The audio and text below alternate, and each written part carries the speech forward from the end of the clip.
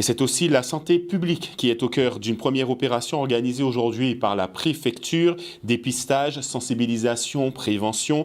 La préfecture de Guadeloupe a lancé ce jeudi sa toute première journée de prévention santé.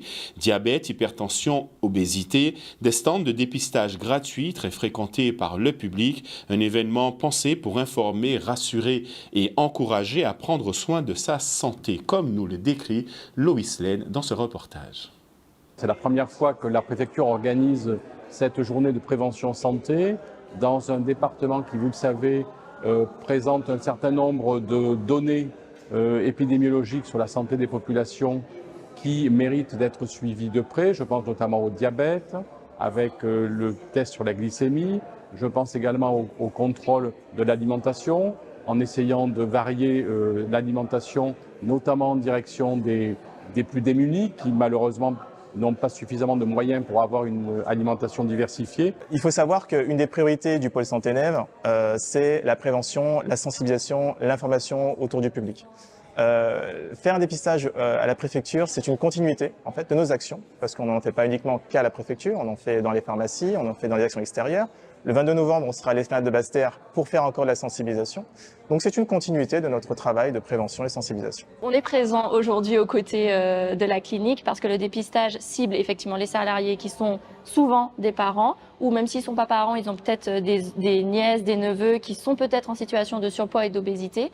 Donc dès qu'on peut nous être présents sur des actions de stand, de sensibilisation pour toucher au maximum la population et transmettre donc des informations aux parents ou futurs parents peut-être pour prévenir justement les situations de surpoids ou d'obésité à travers donc de la documentation, à travers le principe de l'assiette équilibrée qu'on va expliquer. J'ai des membres de ma famille qui sont en situation d'obésité et c'est vrai que lorsqu'on parle, on a tendance à parler, à employer des termes qui ne sont pas toujours appropriés pour ce genre de maladie et donc écouter ces professionnels-là m'a donné justement cette, comment dirais-je, à déconstruire ma façon justement d'aborder la maladie avec les personnes que je connais et je ferai de mon mieux pour pouvoir employer les bons termes pour pouvoir mieux les aider. C'est vraiment la représentation de ce qu'est une assiette équilibrée, que ce soit le midi, que ce soit le soir.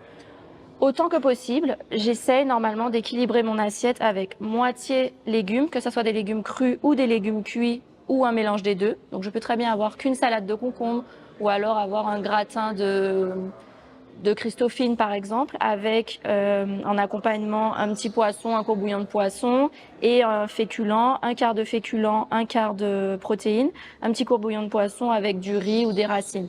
Mais dans l'idéal, il faut essayer d'avoir cette répartition, un peu plus de légumes que de féculents.